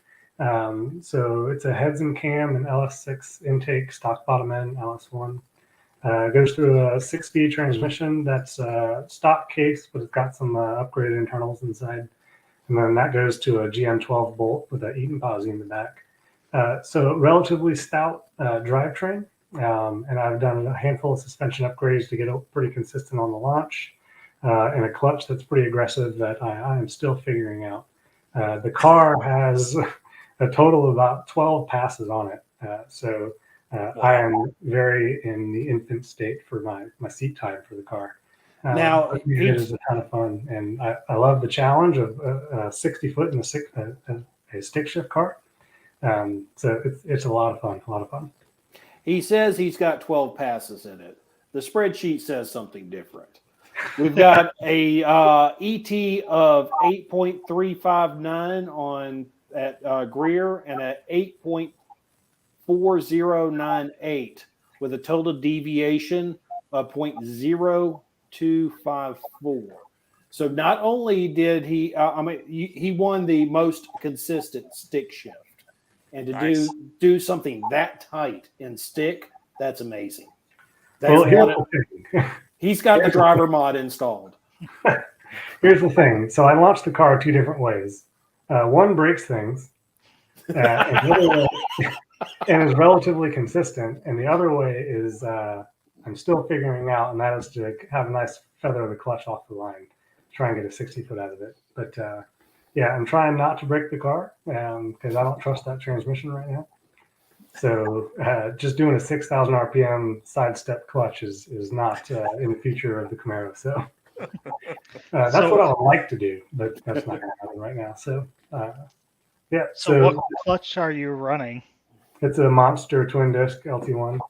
Okay. Yeah. Yeah. So that thing is either out or grabbing. So it's interesting to try and engage. So I learned a lot from the Falcon, who's running I forgot the name of it, but it's basically the clutch timer that kind of throttles your clutch fluid according to an electronic solenoid. So starting to use it a little bit, or just make 100 passes and get my left leg to do the same thing every time. So we'll see while still trying to save parts. It's difficult. Yeah. I think a great purchase would be the Bank Shift Billy. Those guys also run a Clutch Burners podcast, talk about stick shift racing all the time. That'd be another good one for you to listen to. But Bank Shift Billy, hit up Bill Armstrong. Yeah, I've heard of him. I haven't looked him up yet, but I'll check it out. Yeah, he's a great dude and a long time multiple drag and drive event competitor in a 1,500 horsepower stick shift Fairlane. So he knows about that. Into slipper clutches with that kind of power, that's big money for those kind of clutches. Well, and that's really why he built the Bank Shift Billy, was because he didn't want to go down the route of because his best friend Rich Guido, which I'm sure you've heard that name too, he runs a slipper clutch. Well, Bill didn't want to run a slipper clutch, and so completely developed this out of nothing. So it's really a cool product. I don't know anything about stick shift racing, so I would have to have one, because I wouldn't know what to do. But the thing is you got to take every variable out of the equation, and the driver is one of those, right? So yeah, and that would help. And the cool part about his stuff is obviously it's Bluetooth, so you can do it with an app. That's what I would need. I would need hey, I don't need to climb under this car and turn a dial or anything between passes. So I got to tell Alexa to launch my car when the light goes green. That's perfect. That's exactly right. Hey Alexa, I need to run a 650. I want a 130 60 foot. Can you make that happen? I'm sorry, that's I can't awesome. do that, Dave. Yeah, that's right. Well, let's talk your drag and drive history, because I don't think there is one, is there? My drag and drive history consists of the Carolina Drag Cruise Spring 23. That's awesome. Yeah. Well, winning the stick shift class naturally aspirated, that's pretty impressive out of a first timer. That's anytime a first timer wins a class, that's pretty important. That means that you're set up for success. Like Randy Kane has won every class he's entered, and he won the first one that he went to. So hey, that's the way it works, I think. Going up is the only place to go, right? Yeah, you don't know what second place feels like. No, I wouldn't know anything about it. I'm kidding. It was a great team of people that were there, and Michael and I appreciate all the work that you did to get this going, and I'm glad I found you, and I'm glad I found all the people that I met along the way. And it was an extremely awesome time, and the stick shift class is difficult. It takes 24 consecutive miracles to get down the track successfully or consistently, right? It's just, there's a lot of things that can go wrong, and just so happens the competition had maybe a few more things go wrong than me. And it just kind of worked out in my favor. But there was a lot of cars that were way faster than mine out there, and it's all about just getting down the track somewhat well, right? So how many stick shift cars were there? Yeah, I knew you were going to ask that question. Let me see if I can turn the filters on so I can answer that question. That's cool. I think there was about 7. They're primarily. Yeah, it was a good significant portion of the field. We had 26 competitors, and like he said, 6 or 7 stick shift cars. Yeah, I think it was the biggest class we had was stick shift, which is honestly amazing. Yeah, And stick shift racing is on its way up. The classes are getting bigger, and it's a fun class to watch. Absolutely, and it's a fun class to participate in. I mean, man. you can go down the track with your auto shift or shift noid kicking in for you, and drinking a cup of coffee, or you can sit there and row gears going down the track, having a good time. So Yeah, if I could afford, and drink coffee. If I could afford a stick shift car, I would, or if I was to start all over again, definitely I would have built a stick shift. Yeah. So, what was your favorite route stop or track on the event? Man, route stop. Man, on the way up to Lake Lure was amazing. As we passed by Chimney Rock, I don't really think it looked like a chimney. It looked more phallic to me, but that was just me as my first time seeing it. But, that was a pretty cool drive. And actually stopping in Henderson downtown to have a good lunch in that nice area was not an official stop, but we did stop there. But it was just nice to get to know some people over a meal during the cruise, which was that was probably the best part for me. Yeah, go ahead. Yeah, I was gonna say, I think the camaraderie that you end up, all the new people that you meet during an event, we always call it a family, but that's really kind of what it is. I mean, it really, you can now go anywhere in the country and know someone. That's always a plus. Well, what about any funny or fail moments during the event? Yeah, funny fail moment. We were sitting in the hotel parking lot after day one, and I see Scott Green, the Maverick, in that primer Maverick. I see him. His car is on all 4 jack stands. The jack stands are as high as they could possibly go. And I was like, oh, he's doing something on the transmission. Yeah. So I go talk to him. He's like, man, it won't shift out of first gear, and we don't know what's going on. They did some parking lot testing, couldn't figure it out, and they're dropping the valve body out of the thing to try and see what's going on with it. They sourced another valve body from down the road. They had a pretty significant drive to acquire one. They came back, slammed it in, and got the car to parking lot and was still doing the same thing. So they were confused. They didn't know what was going on. And then I think the rain out helped them out as well, just like it did with the other dude. But come to find out, his trans controller was in burnout mode, and it won't shift until you're in wide open throttle. So we've all been there, right? Done mistakes with no-brainer solutions. So that was a pretty funny moment. He just got to practice replacing valve bodies on his back, which is always a win. But that was a pretty good moment there. It's funny. And Scott Green is a member of the Galloway gang. So nice. Yeah. Those guys aren't scared to turn wrenches on underneath the car at 10 p.m. at night in a hotel parking lot. 10 p.m., 3 a.m., 6 a.m. Yeah. Yeah, we always call that the lack of sleep, kind of fogs your brain of what exactly is going on. Yep. So what was your fastest pass of the event? That would have occurred at Shady Side. I ran at 8:21 at Shady Side, and that was that was a 1.89 60 foot, Nice. Which was not the best 60 foot that I've had because it got pretty hot, humid at Shady Side, so the track speed wasn't all there. But as far as 60 foots and times for the event, it was at 8:21. I chose not to turn that one in because I was also going to gun for the most consistent. So it worked out pretty well, and I know there's a lot more in the 60 foot for that car as soon as I get that left leg figured out for that 60 foot. So I think what's the goal that I had for myself coming to this drag and drive was getting down in the high 7s. The car's got the mile per hour for it. It's got the power for it. I just got to figure out how to get off the line. And I think a 1.6, 1.7 60 foot, I'd be well into the 7s. So that's going to be my project for the upcoming years to try and get that figured out and get ready for another drag and drive. At some 6,500 clutch dump. That'll do it real quick. Well, I'll take a T56 Magnum or a TR6060 and I'll do that. Yeah.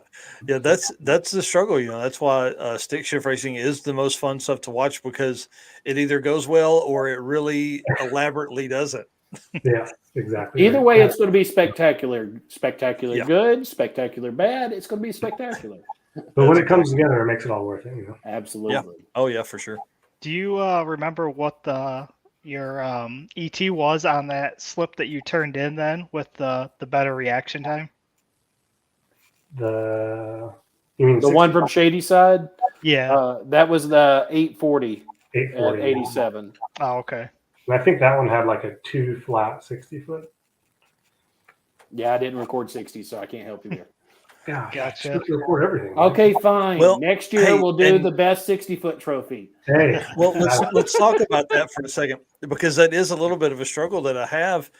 You know, NHRA takes everything, Mhm. you know, 8th, 330 mark, all that kind of stuff. So it's like it comes down to how much data is an event promoter willing to take in to then put out, you know, for guys like me that are nerdy and sitting over here looking at spreadsheets trying to grab all that stuff, you know. So You know what? And as the event promoter that put that on, you know, you can only ask so much of your people, including yourself. Yeah.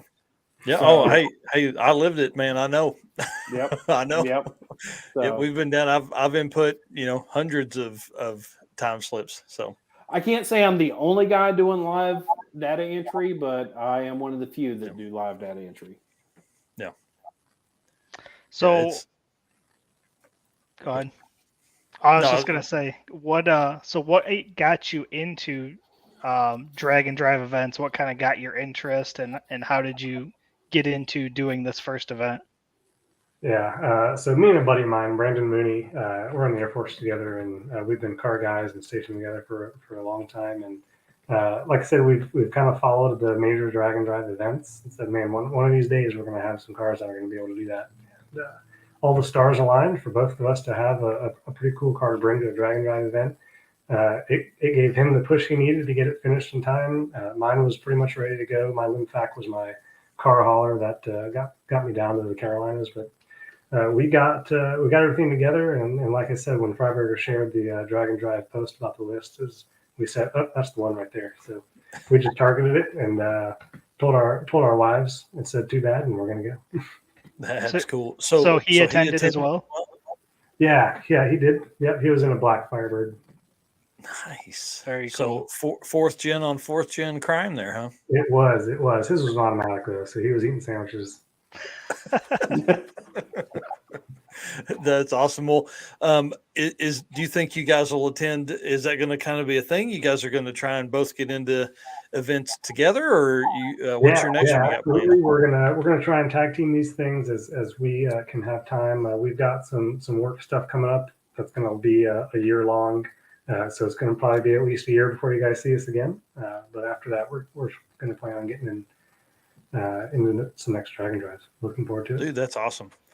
That's awesome. Well, again, we certainly appreciate your service and what you do to keep everybody here safe and let us do all of these crazy drag and drive events. And now we're glad you're part of that community. So, Yeah. and you're bringing it into the Air Force, you know? Yeah, absolutely. People ask me what I did while I was on leave, and I was like, well, do I want to tell you what I did while I was on leave? You're like, let me tell you about my Lord and Savior, the Dragon Driver. Have you heard about these guys, Mike Narks and Eric White? Don't start watching their stuff. There you go. Absolutely. Well, thanks a bunch, and again, we appreciate you being on, and thanks to your buddy for doing this with you, and then your spouses for letting you guys get away from it. So that's pretty Yeah, cool. absolutely. And I just and thank you guys for the invite. It was a pleasure, and I was excited to be here and happy to share the story. Yeah. Hey, thanks a bunch. We appreciate you coming on for sure, and good luck. Hopefully, your work isn't hard. That's what we don't need you working hard in the Air Force. It's about to be a little easier, so we're looking forward. There you go. Perfect. All right, Kyle. Thanks Awesome. again, man. We'll see you soon. Yeah, thank you. Dude, awesome. Man, Yeah. I like when we have guests and the recap. I think this is going to be a new format. I don't know how we're going to do that with the weekend of crazy events. Maybe we have to run 2 shows that weekend after there's 3 or 5 events. I don't know.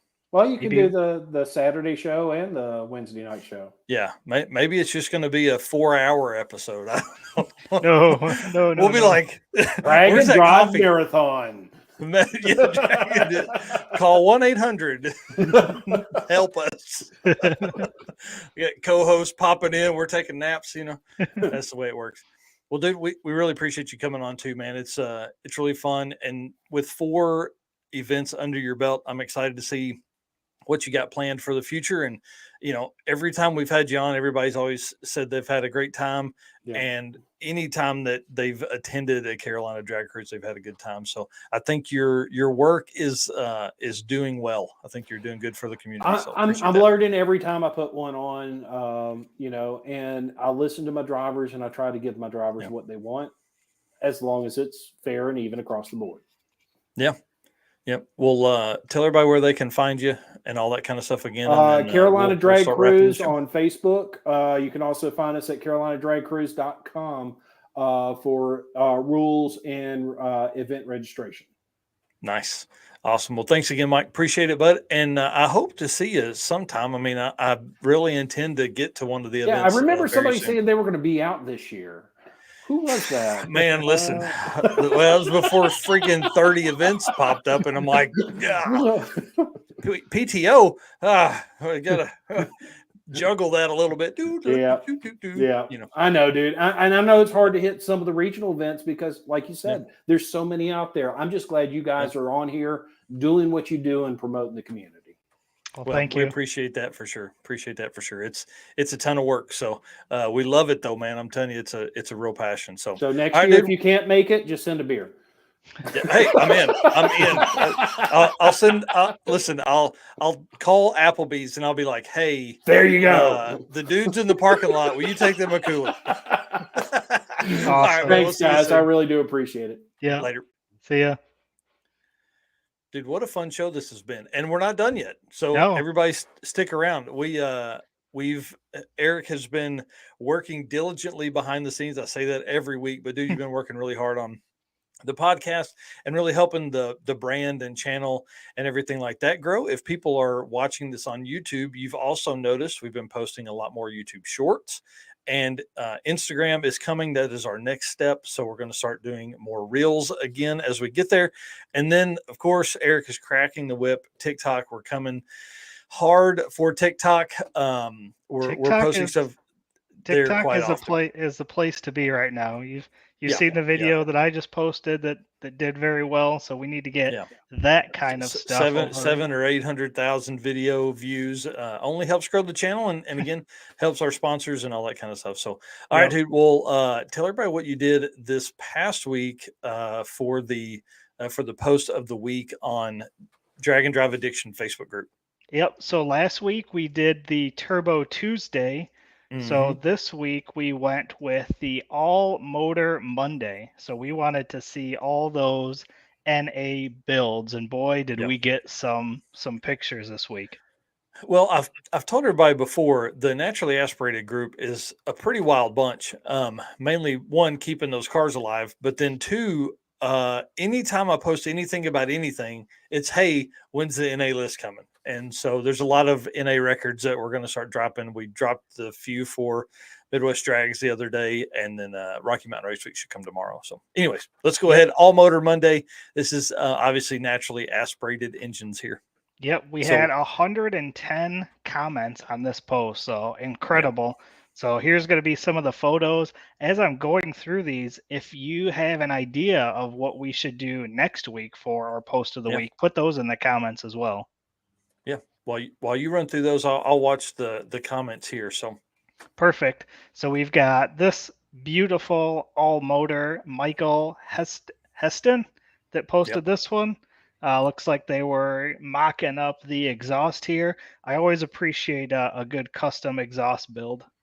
Yeah, I don't know what that is going in, but it's either a tiny little car for it or it's some Mopar. I bet it's some Mopar. Which looks like is maybe potentially a Ford in the background. I'm not sure what that is in the background. Looks like there's a couple cars. So couple options it could be. Our next one is Chris McNeely. So that clean. Thing is very, very clean. Yeah. Just insane wire tuck and all that stuff there. I think that's why it was one of the, I don't know, most popular photos within the post. Yep. Up next we have Doc McIntyre. I mean, look at that valve cover. It's huge. It is huge. Huge.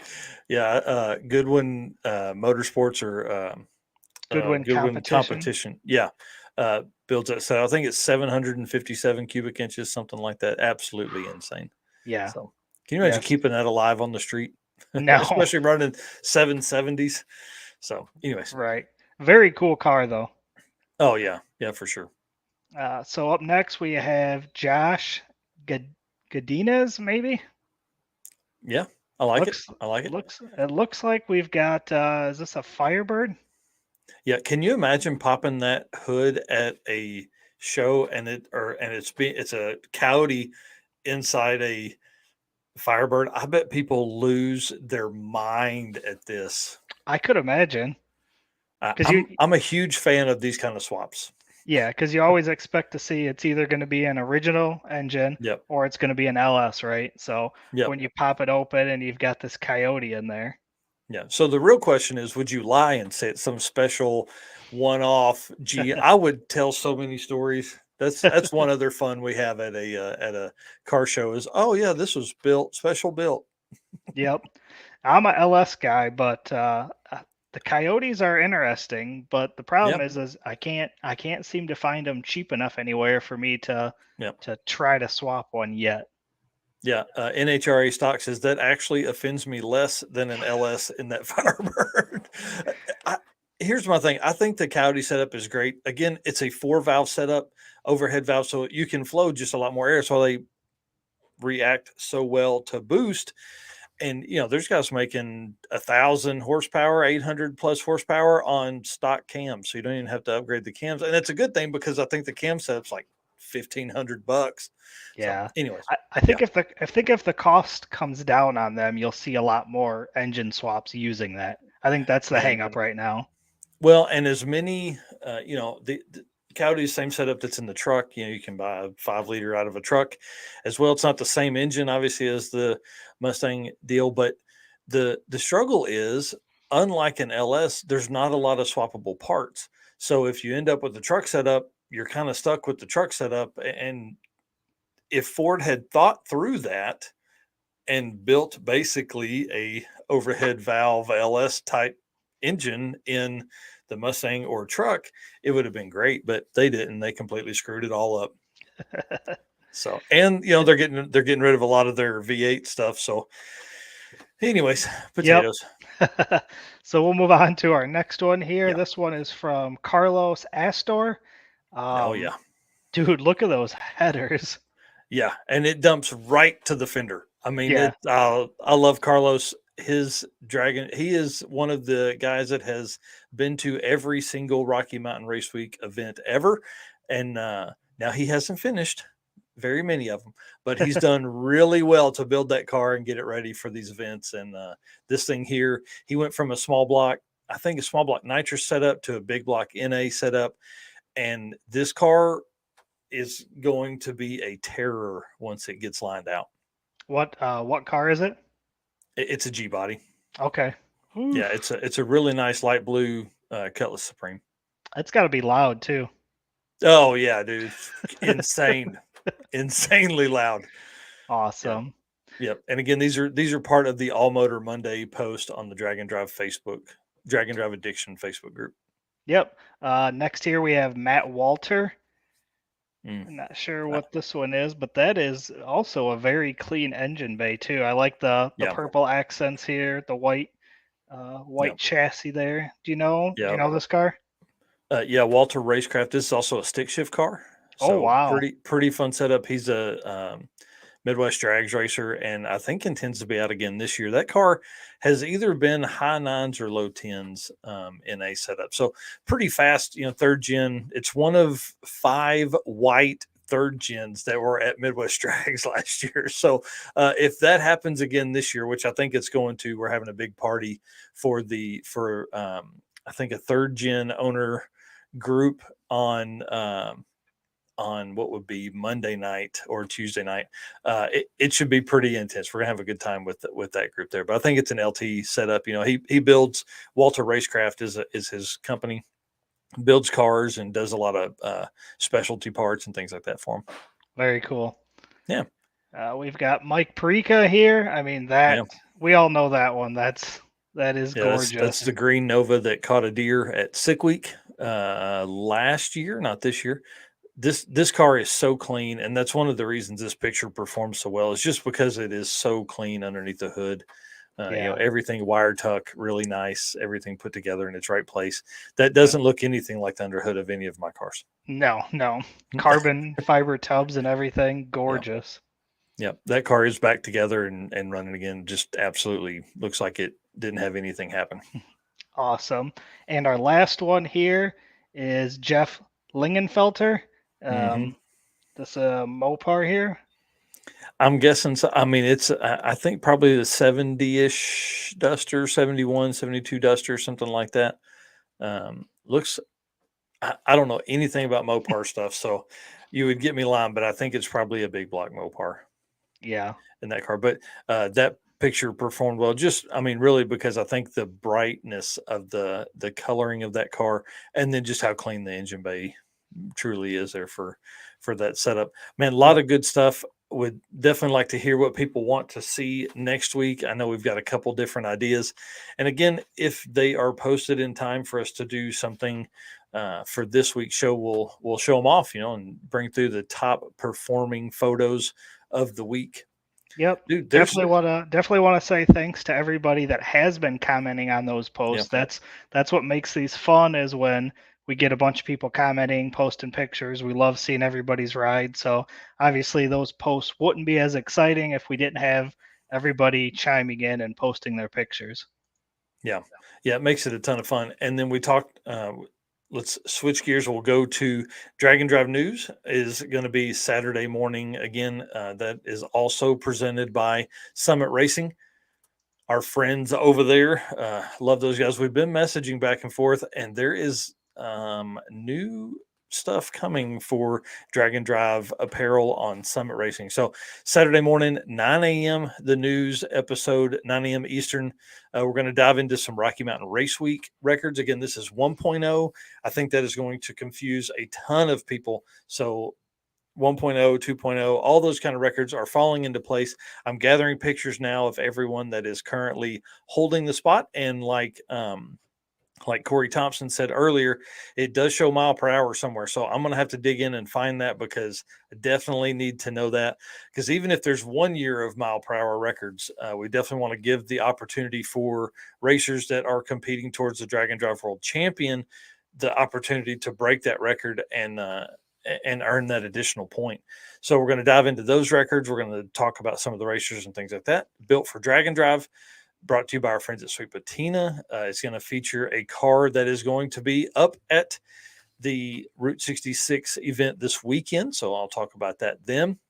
And of course, the Howard's Cam comedy segment. Love the Howard's Cams team. They have a Top Fuel car that is also going to be at the Route 66 NHRA race that Eric is going to be at on Sunday. So we're going to do the Howard's Cams in conjunction with the Top Fuel stuff.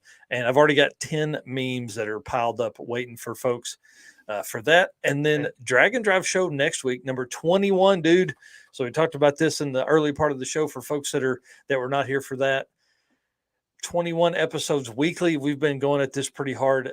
We've been pushing. Yes. There's a lot of notes that we were making even up until 6:58 while we were still making notes to the show. So obviously the Drag and Drive show and Drag and Drive News are both presented by Summit Racing.